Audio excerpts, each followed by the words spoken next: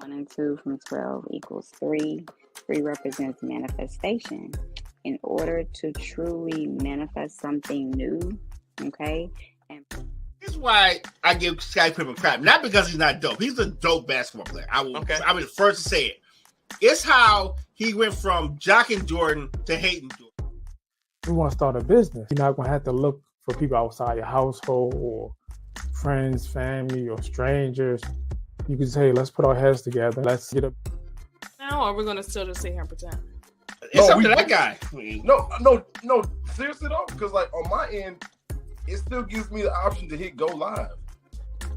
You just step away from the clock and just focus on just doing what you gotta do, and the numbers will eventually be there. Sometimes they're up, sometimes. Because you know me, man. Like I love to see when like good people connect with other good people, and then things grow from there. You know what I'm saying? So yeah.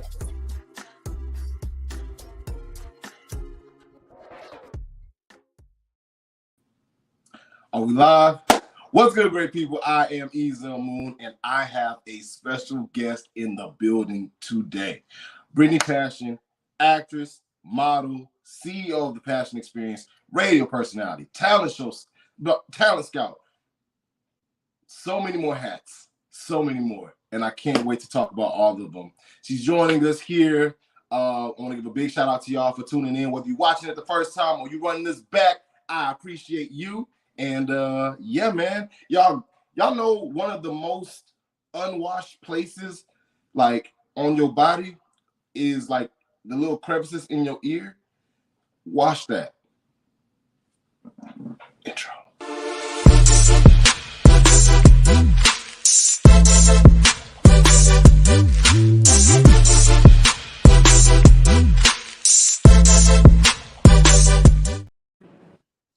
Hey.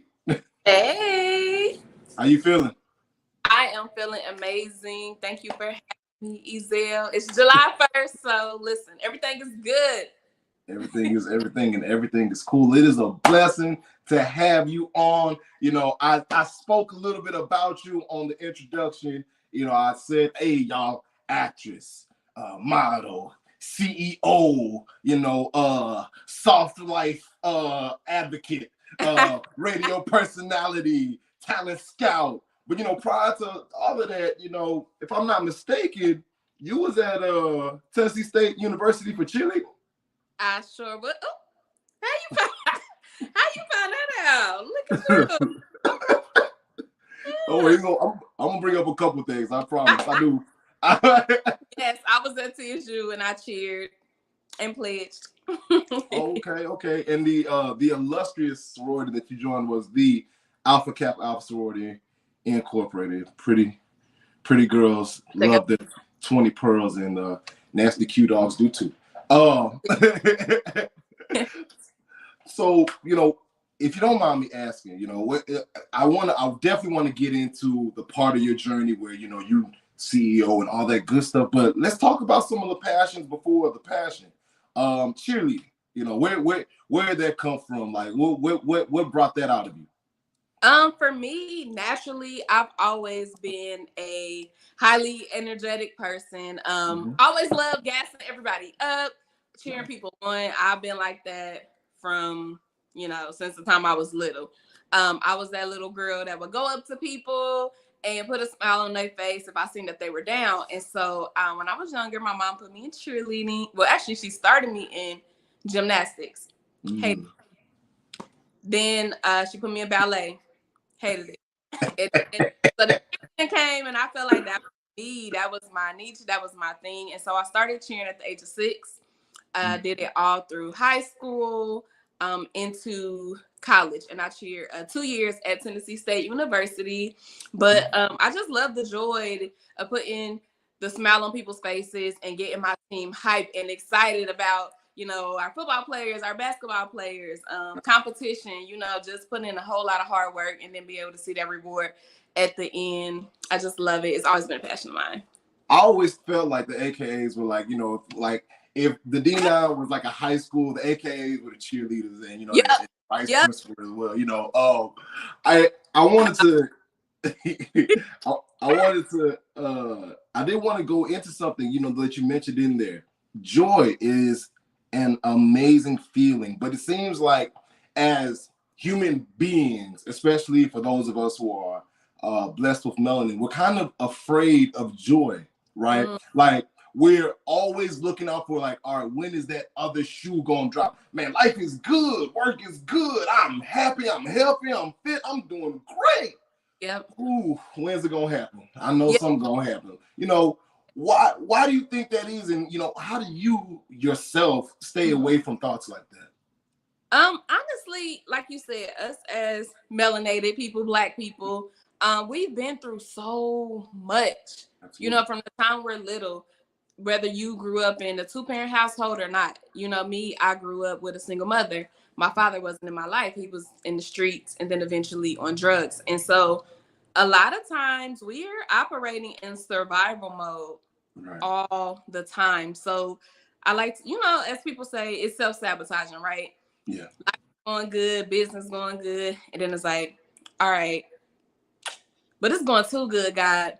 I know something about to happen. And that's because we're used to always being on edge. Like, do I really deserve this? You know, so much heartache and heartbreak. And so it's hard for us to accept that joy and hard for us to accept that happiness, or even hard for us to accept that you truly do deserve this. You know, we deserve to be happy as well, but we've dealt with so much, even through history. So it's like, all right, okay, God, thank you, but how long is this gonna last? You know? So I feel like a combination of that, things that we've been through in the past, history, and then things that we have gone through in childhood that has kind of shaped us with that mindset.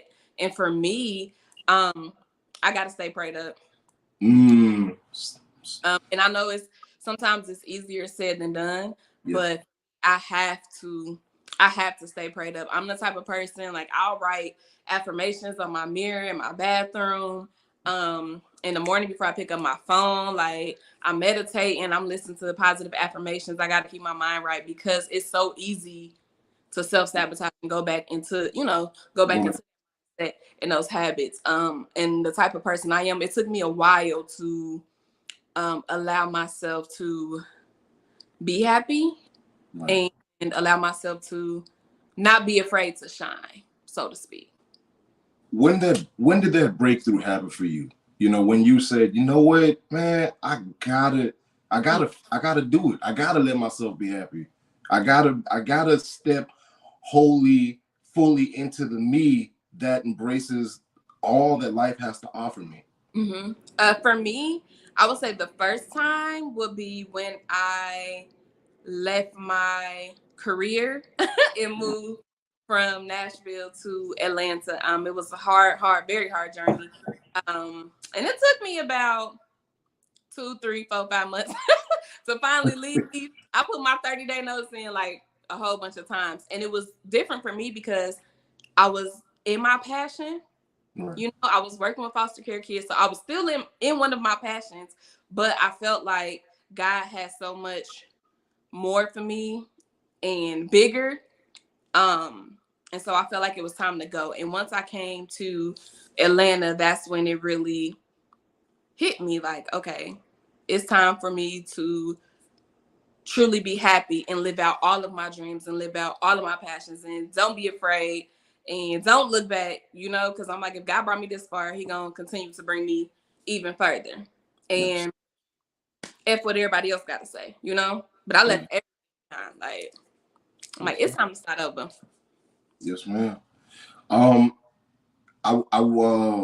You know, parental relationships, you know, the one that you have with your mother versus the one that you have with your father. I feel like these things can inspire the interactions that we have with the same sex and the opposite sex.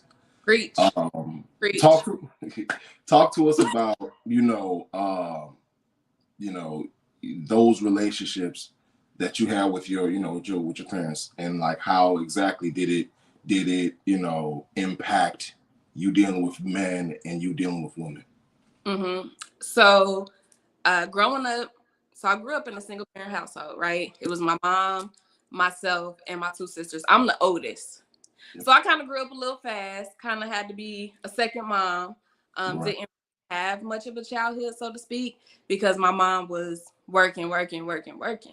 And so, which caused me to kind of be grown a little bit. You know, I'm helping out, I'm cooking, doing hair, helping with homework. So I kind of had that mindset, like, can't nobody tell me nothing. And so eventually, like, me and my mom was close. And then eventually, like, when I got in high school, maybe 15, 16, you know, that changed. And then my mom had been married like 3 times. She was married 3 times. So I'm like, okay, I don't really see a positive, you know, male role model in that aspect with her marriages, so to speak. And I did end up running away at 16 or 17, which is why I'm big on like foster care and everything. But I feel like that impacted me in a way. Well, one, she did teach me sacrifice and like the art of hustle. So I feel like I geared more towards that route, you know, like gotta get it, gotta hustle. Because my mom had 3 jobs, she was always sacrificing and hustling. So versus, I feel like she grew me up to be independent versus teaching me how to be a mom or a wife. You get what I'm saying? When it comes to, I'm realizing that now at my age. And then with men, with my dad not being a lot in my life, I noticed, you know, as I got older and started to finally go to therapy, I realized like, okay, of course, the abandonment, neglect, not thinking I'm good enough, accepting a lot of situations that I probably should have never been in, staying in situations longer, you know, than I should have been in. And that impacted me as well. And so a lot of times I have different friends that did not have their father. So you have a wide range. You might have somebody that's super clingy. You might got somebody that's, you know, she all over the place. She, you know, she messing, she pushing them in and pushing them out. And you might have somebody who, with me, I feel like I used to kind of be detached a little bit, but it was more so not allowing chances. Like my meter was real low because I see my mom go through 3 marriages and different things like that. I feel like had a low tolerance. Like, oh, he messed up. All right, cut him. Yeah, cut him. Like I was cut through.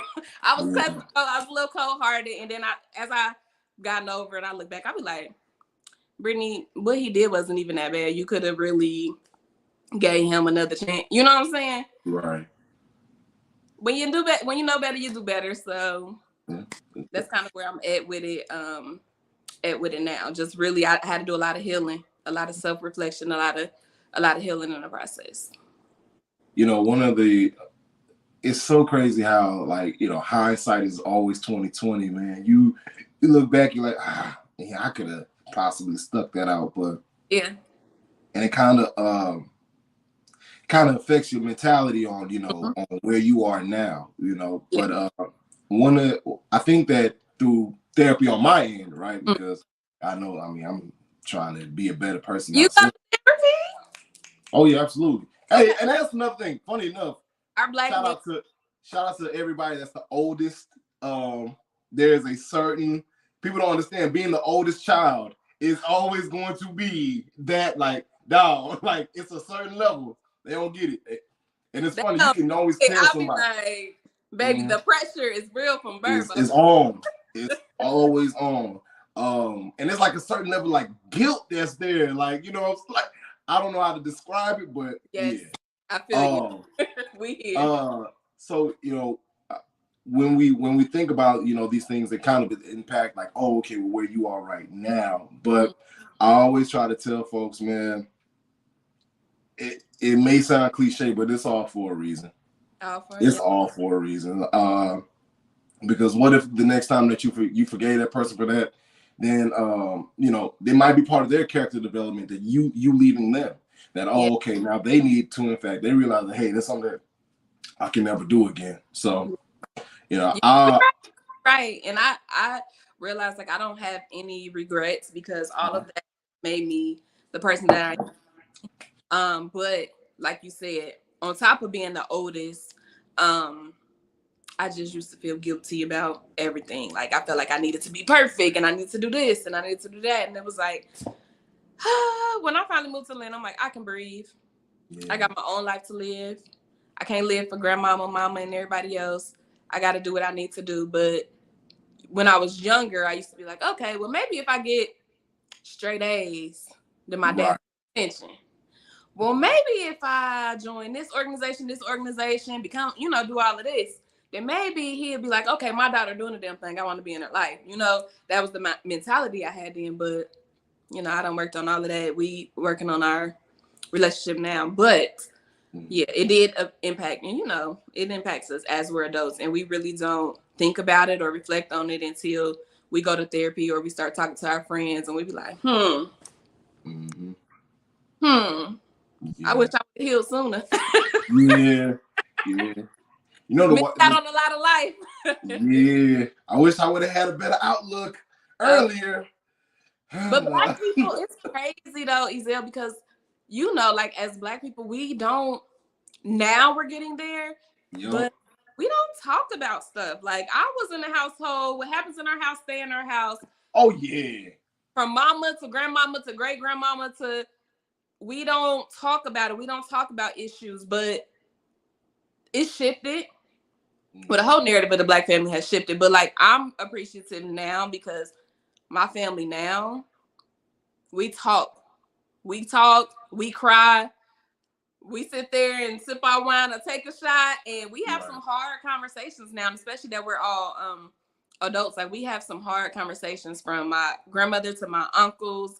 Like we all sit around the table and we had those hard conversations. Sometimes we got to play little card games that had a random questions for us. so nobody feels slighted or nobody feel like you just want to, we pull a random question, go around the table and everybody speaks. And so that's kind of been helping us mend those broken relationships that we might have had then, and continue to work towards healing because baby, we didn't talk about nothing. It was just like you deal with it and you move on. With crying for it, and I was like, but now I was like, I want to cry. Like I wanted to cry. Like I wanted to come hug me, mama.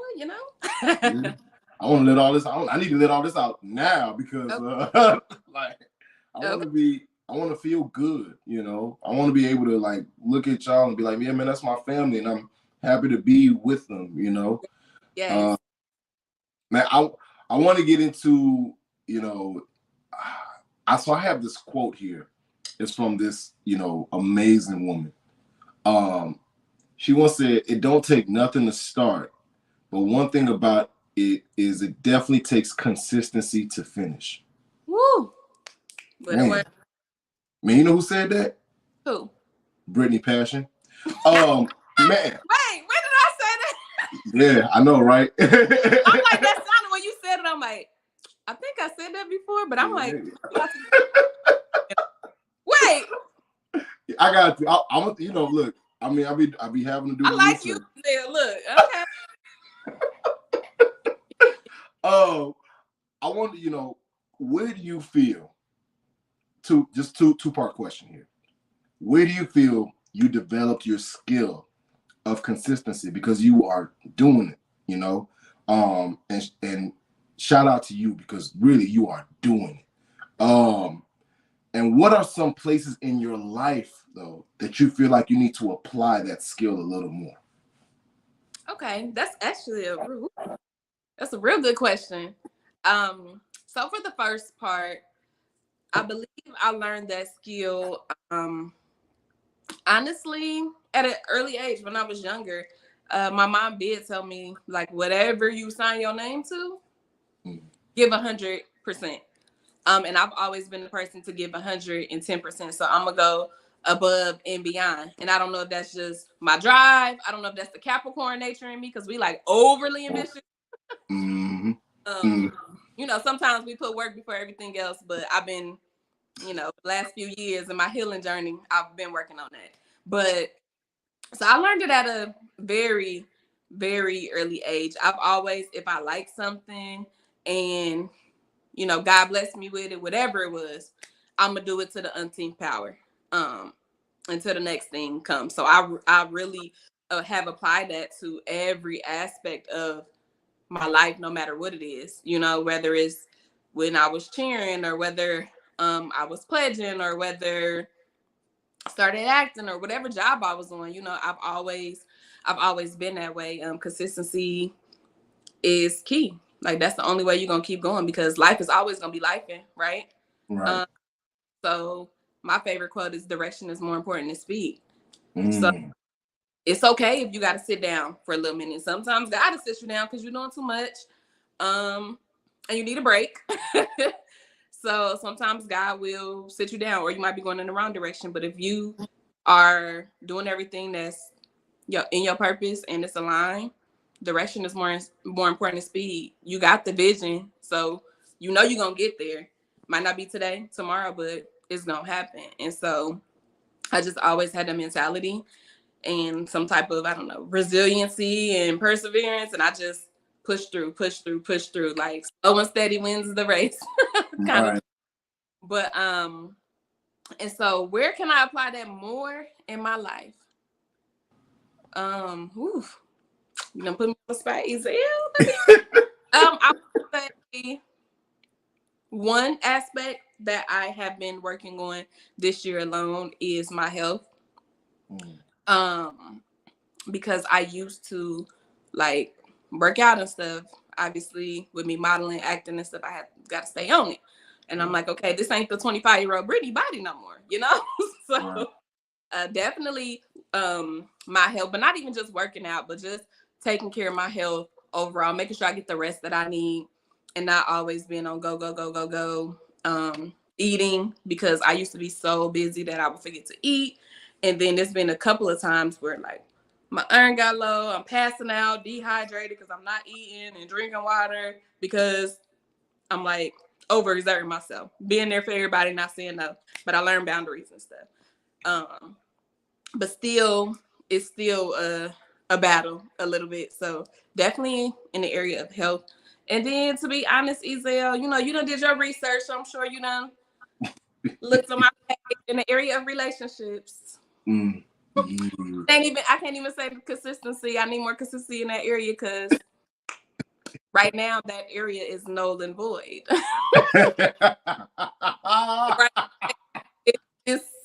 I need to start so I can be consistent. Right now, null and void. But I am. I just got back started dating, and I am trying to date intentionally, and this is something new for me because I'm not a dater.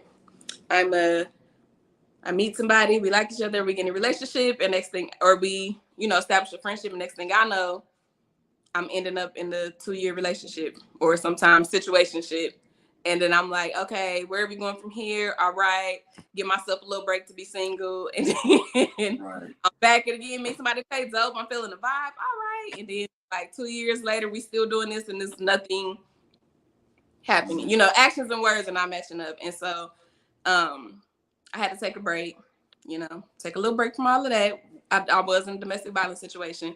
So it took me some time to, you know, heal from that and not be scared and be able to, you know, open my heart again. But yeah, relationship area. And it's crazy because everybody be like, what, you not married? What, you not? I'm like, no, I'm saying the same thing.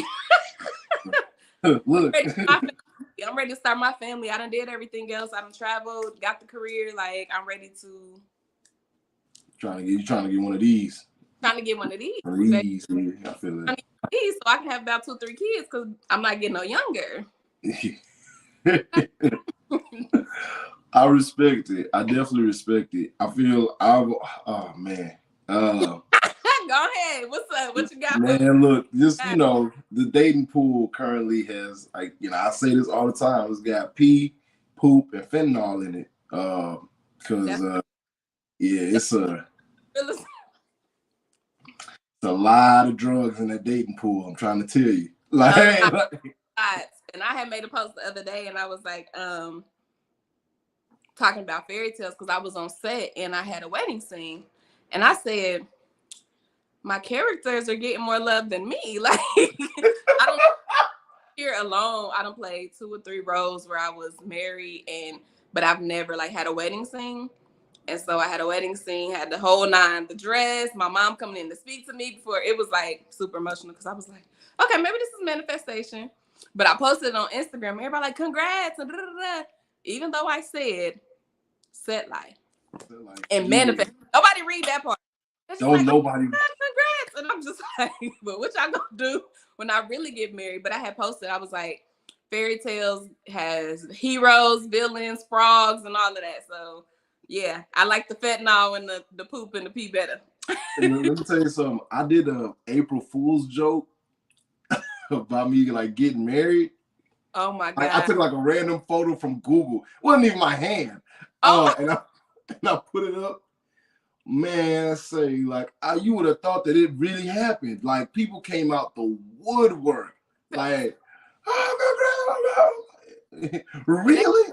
No, like April Fools. Yeah, like y'all, it's April 1st. Like, look at the date. Like they don't. They just see like first, the first thing you see, and it's like like click. Congratulations, man. It's about time. And I'm just like, huh.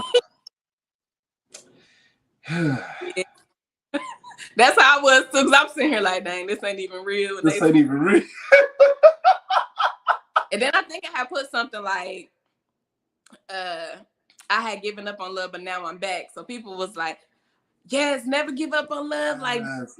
I'm about Joe Prince, and I'm just like, thank y'all. Because I've been manifesting all 2023. I'm manifesting. So thank y'all for believing in me and my journey to love. Thank you. But yeah, I'm sorry for playing with y'all hearts like that. My bad. Yeah, same. Man, we're going to take a quick commercial break, and then we're going to come back. We got some more questions for you.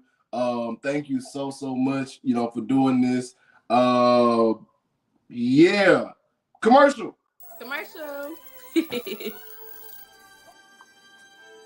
Lioness Amanda Nunes officially retired over the weekend, and shout out to her. Thank you for all the ass whoopings that I won money off. I think I lost once when she lost to what's her name? When she lost to Pena. Yep. These dudes, and I'm going back to the professional players and stuff. It's kind of like it's mandatory mandated because of the league. The league overall wants to look charitable, but then you have players that go beyond that. The writing was on the wall that it was going to happen. So yeah, because if he would have lost, that would have been like retribution for him not coming back, sooner. No. You don't understand. We in Saudi Arabia, dog. Yeah. If Sammy don't win, we riot.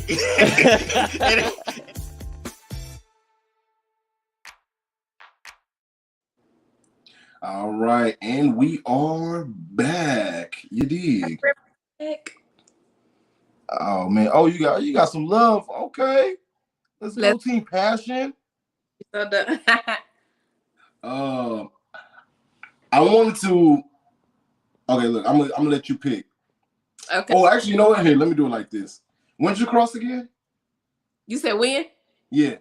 Ooh, you gonna tell my age, bruh? I'm not. Follow 9. Oh, that's perfect. I'm spring 11. Okay. Not that far apart. You know my, and if I tell you that, so you know. Yeah, I'm about to say, what number are you? Woo, do you really want to know? Yeah. 39. We're going to have to talk offline about that. Yeah, I got you. I got you. No. I got you. I'm on the line of 66, baby. I got you. I'm a DM you after this. I already know. Wait, did you go to HBCU? No, I went to UT Arlington. Okay. So I went to the HBCU. My little sister is number 6, and she went to PWI. Yeah. But out of 66, it was about 3,000 that. Look. I'm already knowing. We got more black schools. We got more, but yeah, we gonna talk. Yeah. Like I ain't paid for that. Oh, that's what I said. Like, especially for the time period that you just said, I'm like, I'm already knowing. Like, you good. you good. But yeah. So I'm gonna use that, and I'm gonna pick this next question. Oh, okay. So funny enough, All right, so you are in fact a woman of Alpha Kappa Alpha Sorority Incorporated. Yes. And you know, you had some really instrumental people in your life growing up that were in fact ladies of the same sorority. Yes. What did you see reflected in yourself though when you looked at the sorority? Good question. So for me, like you said, I had other women in my life.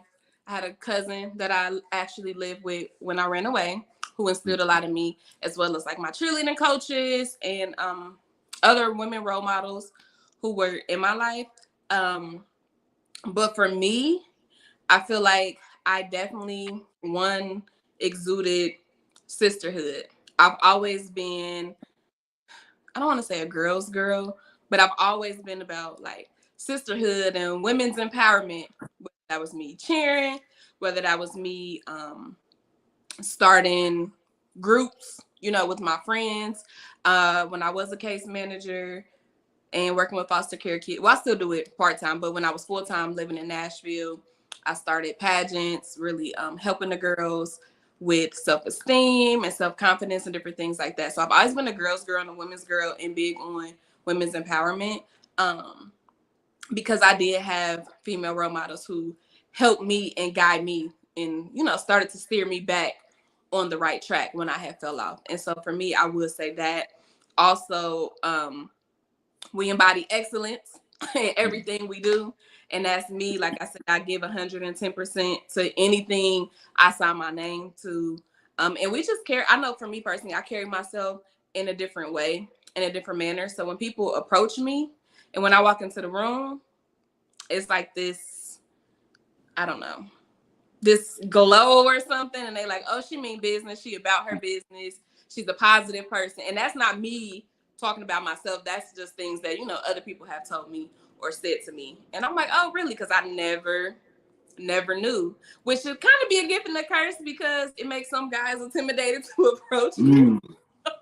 So it's like, oh my God, like it's just something that I have that I can't take away. But I love the women of Alpha Kappa Alpha Sorority Incorporated. I love my chapter, the Alpha Psi chapter. And actually I was talking to my cousin who kind of, like I said, I ain't gonna say she brainwashed me, but from the time I was little, I knew I was gonna be an AK. But her daughter is going to Tennessee State, and that's like my mini me. And I was like her mom's mini me, and so I told her like I need to get back active because I do so much, and I do want to get back active and do more. I feel like I can be doing so much more and giving back. So I'm all about service and helping. Like that's my spirit. Everything I do, I'm always giving back. You and I have that as well in common. You know, trying to serve. Service is the watchword. You know, trying to make sure that we positively impact the community is always going to be a big thing for me. You know, and when it's your passion, like when it's embedded in you and it's your passion and your purpose, when you're not doing it or you're doing it, sometimes like that consistency you were talking about. I don't know. I be feeling like I can't sleep. Like I be trying to say, I could be doing more, and I should be doing this, and I should be doing that. And so yeah, it's when it's your purpose and it's in your heart, and you genuinely have that. Like you definitely have to live, breathe it, and you know, live out your purpose. Because if not, we're not doing nobody no justice. So absolutely. You know, the quote that we are our ancestors' wildest dreams. It means that, you know, the life perspective, freedom, and opportunities from a professional standpoint, even a personal standpoint, that, you know, we have our things that would have only been a dream from our ancestors. What are some perspectives that you have in life that have come from the hardest part of your work with the foster care kids? Okay, say that one more time. What are some perspectives that you gained, you know, from working with the foster care kids? Okay, initially, I started with foster care kids when I was 19. 19 years old, went home from Nashville to Dayton for a summer. I was not supposed to be working because you have to be 21. but I did so good in my interview, and it was truly, truly a passion of mine. And so they hired me. And so some things I've gained is, one, the biggest one is everybody has a story, right? But this one chapter is not going to determine the rest of your life. You know, the book is still ready to be written. And that was one thing, because a lot of the teenagers I came in contact with, the girls and the boys, but mainly the girls, they didn't see anything past there today. It was like, I'm on drugs, or I've been a prostitute, or I've been shipped from home to home, and literally all they could see was right in front of them. Right. And so I made it my number one goal and my priority to show them that it's life beyond this moment, you know?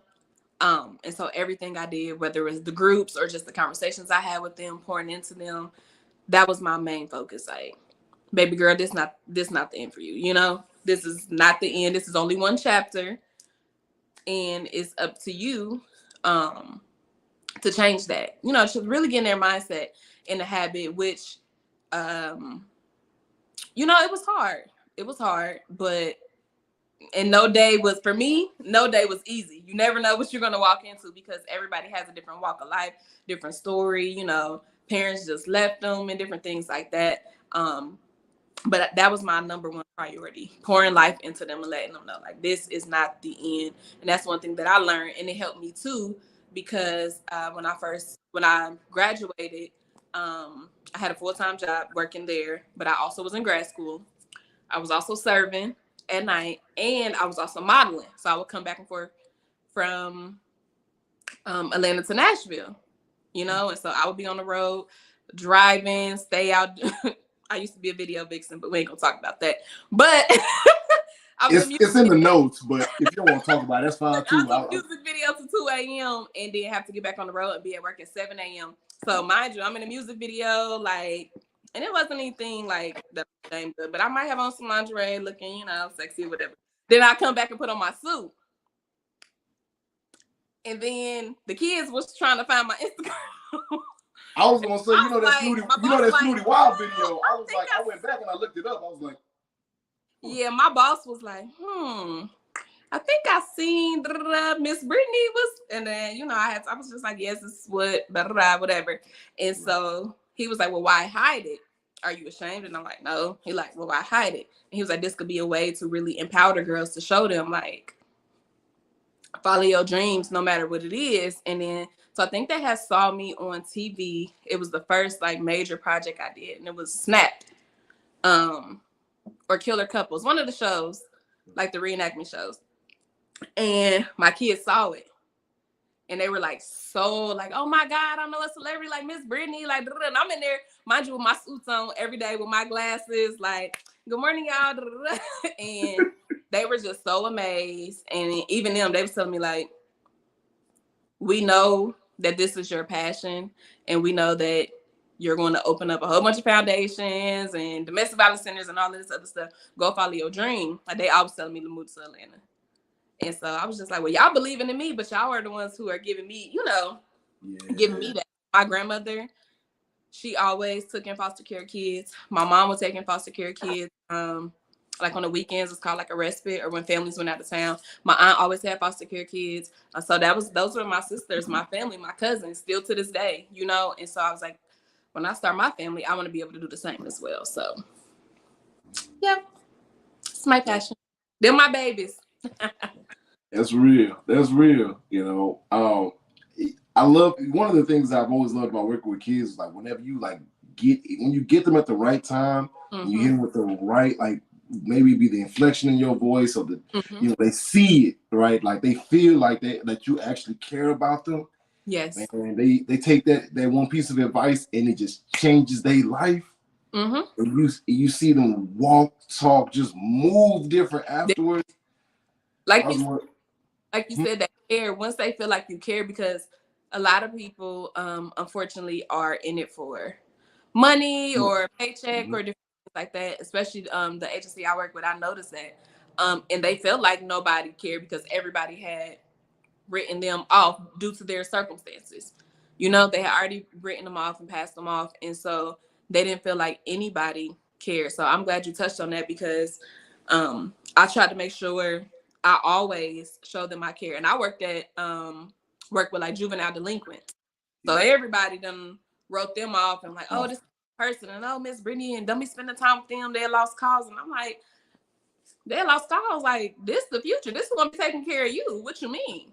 I don't care. Like, I'm not scared. I don't care if this person done did a drive-by and shot up somebody's house and 7 people got shot. Like, I'm not judging you. I'm here to try to help change you. And I feel like that's what was different, you know, in me than not a lot, but a few of my coworkers, because I don't care about none of that. Like, and I'm gonna meet them at their level, meet them where they are. So if they're not ready to hear it, I'm still gonna give it to them. I'm giving it to them raw. And they're gonna hear a whole nother different Miss Brittany. It's not gonna be good morning. I'm gonna be like, so what we doing today?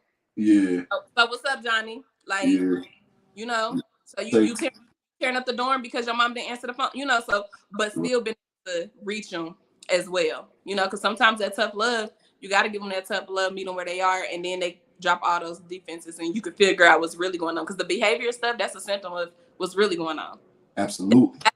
But some people don't understand it. They're like, oh, this is a bad kid. No, ain't no kids really bad. They really probably just dealing with something, don't know how to talk to nobody, or ain't nobody cared enough to really figure out what's going on. And that's how they get attention. So they're going to keep doing it. Yeah.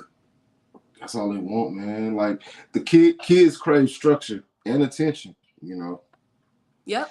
And once you provide it for them, you know, you can literally pull the best out of a child. Like, when y'all, I just be echoing what we saying, you know, that once they know that you care and they truly and honestly believe it, man, they'll go to the moon for you and back. Yeah. Like, and you can tell, like, they walking, they swag different, they got their confidence now. Yeah. Mm-hmm. I've been going off script like for a lot of this interview. Like, some of these questions I did not even write down at all. But now I was like, all right, I wanted to just grab a couple softball ones real fast before, you know, I asked you one that you know, that I want to go with, you know, like I said, your journey. But when was the last time you cried and why? When was the last time I cried? Ooh, last time I cried, that's a good one. Last time I cried was actually, I don't mean to get too deep, but it was last week because I found out that my father had relapsed and OD'd and they had to resuscitate him. And so I cried because in my head I was like, no, God, you can't take him. Like, we just now started working on our relationship, you know? Right. And then too, just to see my grandmother hurting and not knowing what to do in that situation and keeping it from me because she knows I have a lot going on and she didn't want to tell me because in her mind, she was like, Brittany's so focused. She got a lot going on. I don't want to ruin her day with this. And I'm like, nah, tell me. Like, we family. Like, I'm here. So yeah, that was the last time I cried. Mm. And I'm usually not a crier, but I boo-hoo because I just was like, oh my God, I thought I was gonna have more time. Like, oh my God. But you know, God is giving him another day. So I'm actually going home next week. Okay. So okay. Yeah. I'm praying for that interaction between y'all. I'm hoping that it's blessed, and I'm hoping that y'all will really, you know, continue to build that bridge, and you know, that only positivity comes out of that. Sincerely. I appreciate you. Say life be life, man. Man, and it don't stop. That's the wild part about it. Yeah. I guess my next one was, what's the most ghettoest thing that you've done? Because I was watching a prior interview that you had, and you're like, you know, yeah, I'm from there. I'm like, okay, what's the most ghettoest thing that you've done at your big age? Nothing than you was a kid at your big age. What is the most ghettoest thing I've done at my big age? How big? Like, what you talking about? Big age, cause you in your 20s, right? So in your 20s. I see how you did that. You see? I'm in my 20s. The most ghettoest thing I have done. Well, this ain't recent. This was like, I say college. Okay. Somebody gonna see this and I might regret it, but I'm very transparent. Had sex in the park and got busted by the cops. Not the sorry, law. all my sorry, Passion Posse or some things, y'all. Not the laws, Jesus. Not the laws. Yeah, I was in the park and outside. Wasn't even in the car. Was outside and not on the swing set, Jesus. We had a cover on. We had a cover on. We had a cover, so he couldn't really see what was going on. But and the cops didn't see nothing. But yeah, it was just like I seen a light flashing from afar, and I was like, "Oh shoot, I think that's the policeman." And he was like, "Y'all good? What's going on?" We like, "Yeah, we was just leaving." And yeah. Whew. Well, that wasn't recently. No, that wasn't recently. Like I'm celibate. I haven't had. Yeah, I'm celibate for 2-3 years. So, but yeah, that was before that. Yeah, I respect that. I definitely respect that. I got a story I can tell you. Look, I got a story I can tell you later too. We go we gonna have a conversation. That's funny. Everybody got stories, so everybody got a good story. All right, and last but not least, what is your favorite meal to cook? Ooh, my favorite meal to cook. Okay, so my favorite meal to cook, and so I guess I don't know. I ain't gonna say basic, but my favorite meal to cook is either salmon or steak. But the way I marinate them and the way I season them is different. My family, I come from a family of cooks. So my mother, grandmother, my aunt has a catering business. My grandma had a catering and a baking business. Everybody, my women in my family all had like food businesses. I didn't inherit it at first or didn't know that I had that, gift. But yes, so that with either some asparagus or caramelized Brussels sprouts. And then I usually do like a mashed potato, but I make them from scratch. Yeah, I would say, like I said, to people that's probably regular, but yeah. It used to be pasta, seafood Alfredo, but that was when I was in college. And I'm about to say that's the undergrad meal right there, boy. I'm trying to press my man, and I'm trying to put the and then make it Alfredo. Yeah, baby, let me make you this shrimp Alfredo. Man, if you don't get this angel hair pasta. Then I used to get imitation crab and like try to doctor it up, put it in there. You can't. First of all, my friends, they actually have me making my Alfredo for their men too. So don't even do that. But that was back in the. I feel it though. I feel it. I mean, I cook myself, so it's kind of like I've had those nights where I was like, yeah, man, what I'm saying, let me go ahead and throw down real fast. Let me show you how this is done, But yeah, I do want to learn how to grill, and I want to learn how to bake because I don't know how to bake much other than like cookies or some cornbread or something, and then I don't know how to grill at all. And the first time I made like a Thanksgiving dinner from everything from scratch was COVID. Me and my sister, because we couldn't go home, couldn't go to grandma's house, so we literally made everything from scratch, macaroni, everything. Now they want us to bring the macaroni for everything. I'm like, oh, I done graduated to macaroni duty. Then you're doing something. That's why you're doing something.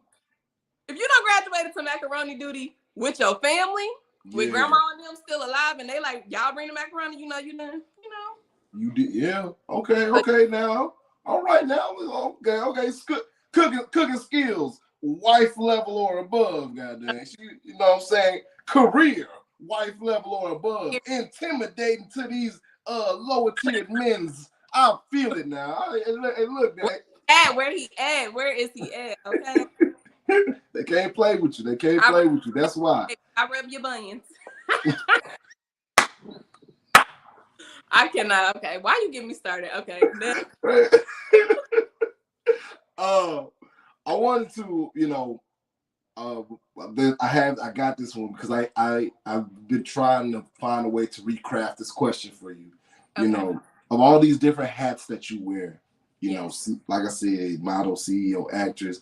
And I definitely am going to go back and look for them other music videos. Radio personality, talent scout, and all, you know, of all these different hats you wear. Mm-hmm.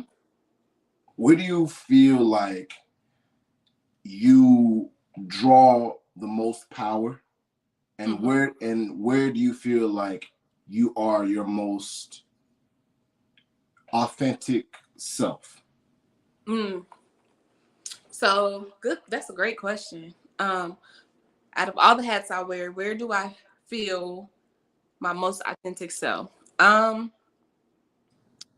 Good question. I would say number one for me, which is kind of in a realization more this year than ever, is my casting hats, my talent scout booking. Because when I first started modeling, acting, and doing everything that I was doing, I didn't have anybody helping me. I didn't have anybody guiding me. I didn't really know the ropes. And being a Black woman, being a curvy woman, you know, it was hard. It was hard. And if I didn't have a good head on my shoulders, then I could have went down a whole nother path. And you probably picking up what I'm putting down, which they have, because they feel like they didn't have a choice. And so it was hard at first, but that's part of the reason why I started my company, The Passion Experience, is to help those actors, models, influencers to be able to navigate this business and learn the industries in and outs, and learn the business side, and learn boundaries, what they will and will not accept, and different things like that, and really just teaching them to be true professionals all around, but also understanding how this game works, because I didn't have that when I came into it. And so I love being able to help them. I love seeing their drive and their ambition. And when you first start and it's like, oh, I'm like a kid in the candy store, I'm excited. But then, of course, everybody knows, like, when you're in the industry, it's hard. The rejection, the no's, the work you got to put in, you got to brand yourself. It's a lot.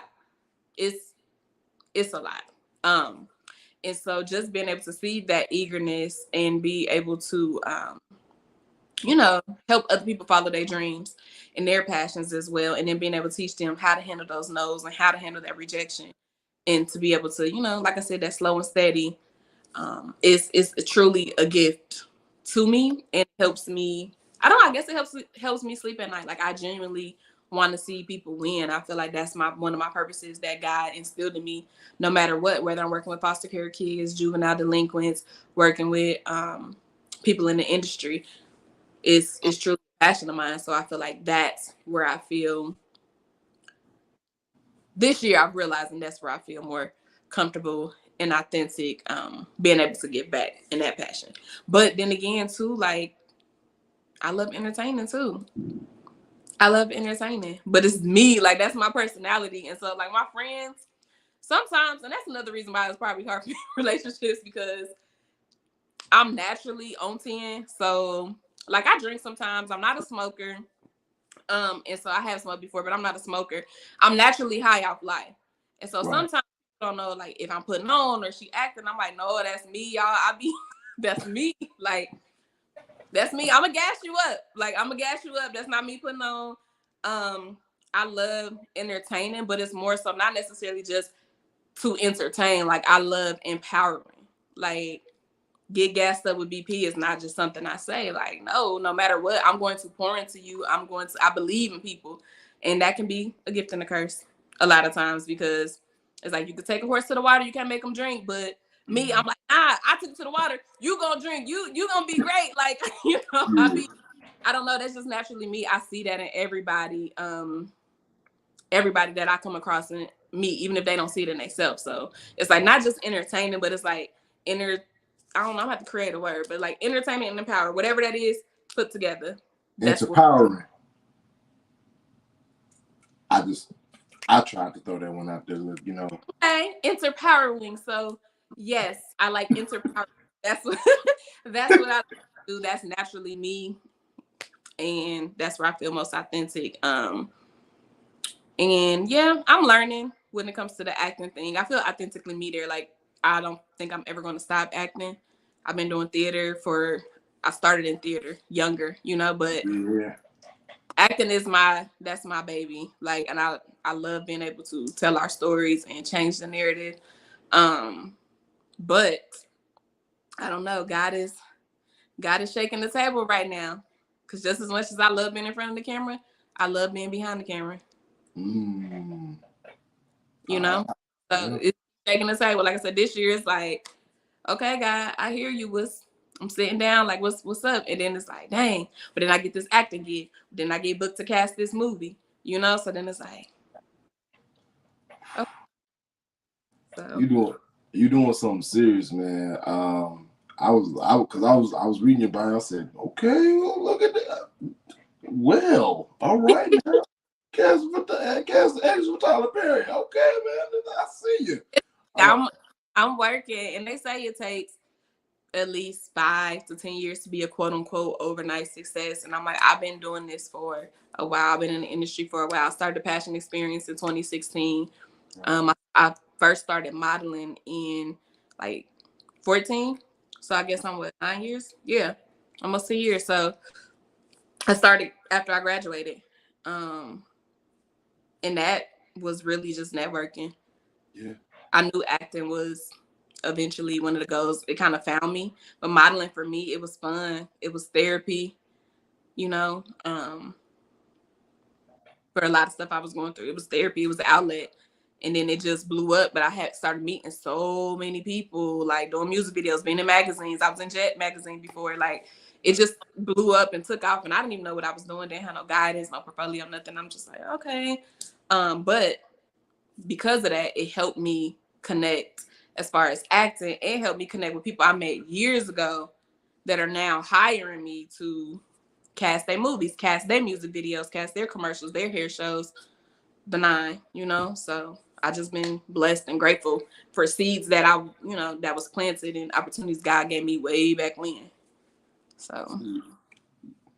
So you are a blessing. And it shows because people are clearly like calling on you, you know, to be that blessing, extend that opportunity to others because they recognize within you, your character, how you hold yourself, that, you know, you'll be able to draw in people that, you know, that they need.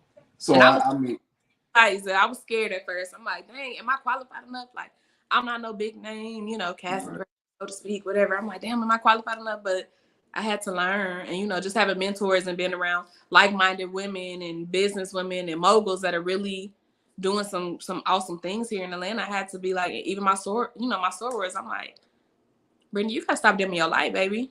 You gotta stop dimming your light. Like, God gave you what you need to be successful. So you just gotta trust it. And I'm like, I could tell everybody else, stop dimming your light and do this and do that and yes and go and you know, we got this and but sometimes I'll be telling myself, like, okay, this post wasn't even just for you, it was for me too. I'm reminding myself that I gotta, you know, I gotta trust myself more, trust my abilities more. So. You definitely do. I want to get into the goal of this show, which is philanthropy. Garnering support from the audience and putting it towards a charity or nonprofit that you care about. What charity or nonprofit would you like to spotlight today? Give a shout out to. And why is the cause of the face is so important to you? Yeah, so I would like to give a shout out to, I think it's Amore Internationals.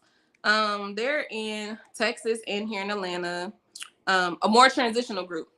I thought it was a more international group, but it's a more transitional group. They are based in Atlanta.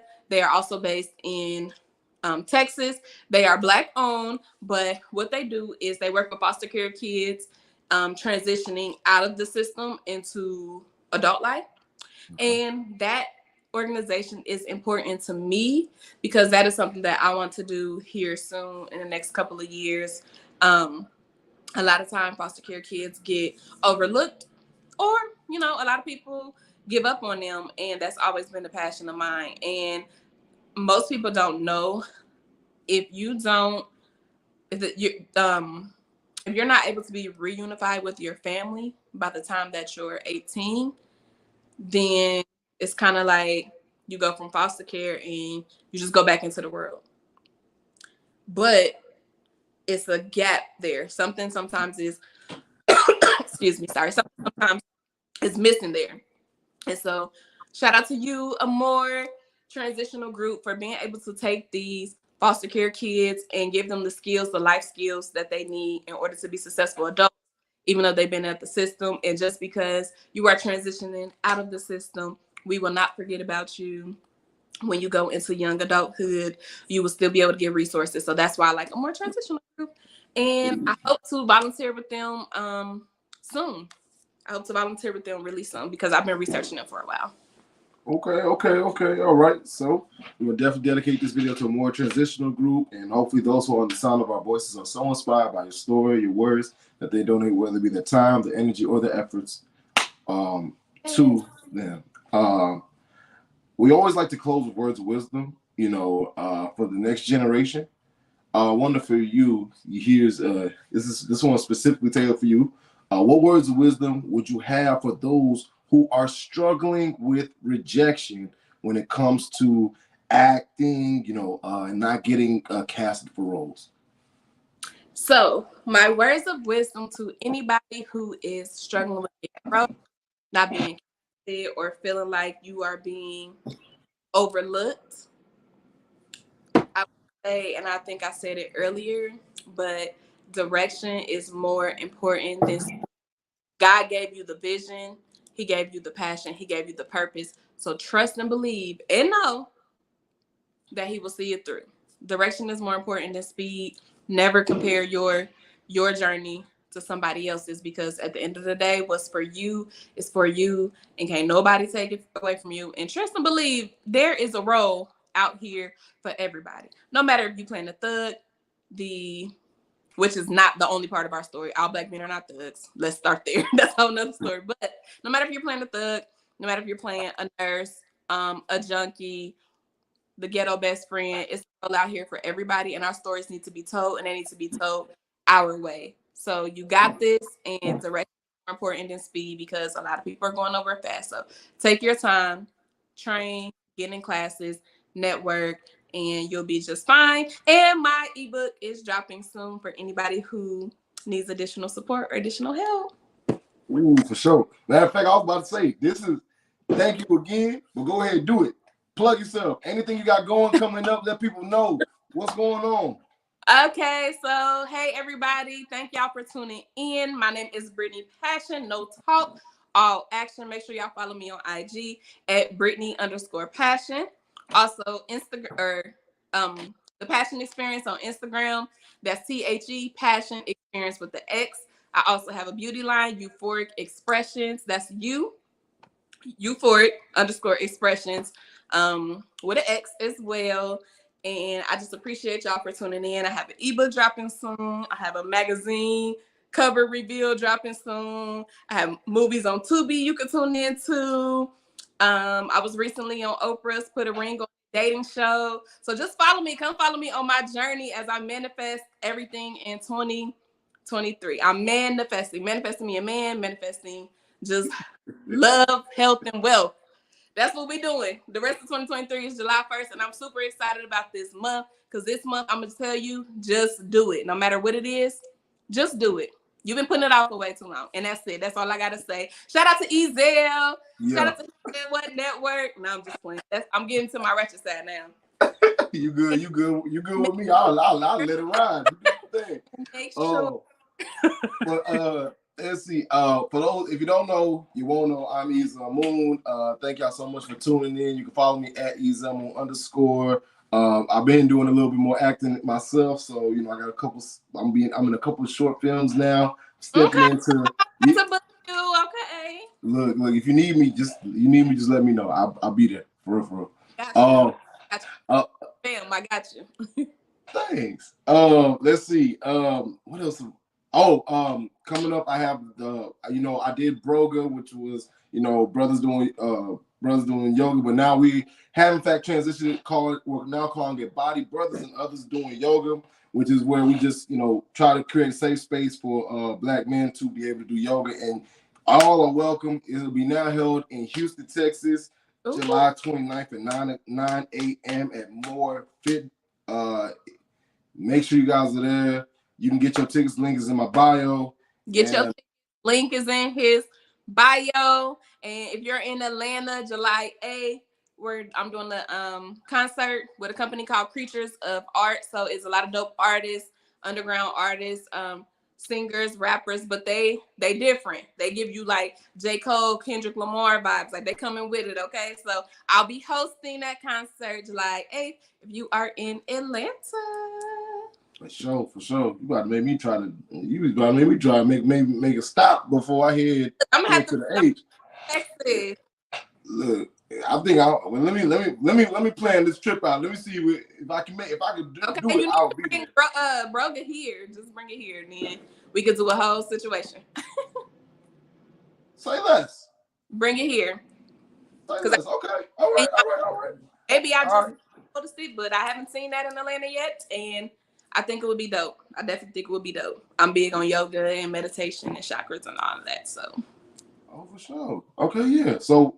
Yeah, all right. So we definitely gonna. All right, now look, y'all might just see the beginning of something.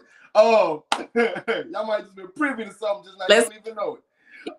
But thank y'all again for tuning in. I'm Ezel Moon. This has been Brittany Passion. I'm not doing this unless it's fun and it helps people. We say outro. So you ready? Yep. 3, 2, 1. Outro. Outro. Purchase my book, Purple Mike Wants a Bike, at Amazon.com. You can find it there. Just type in Purple Mike, type in Ezel Moon, and it'll pop up. If you guys want to follow me, no, not even if, go follow me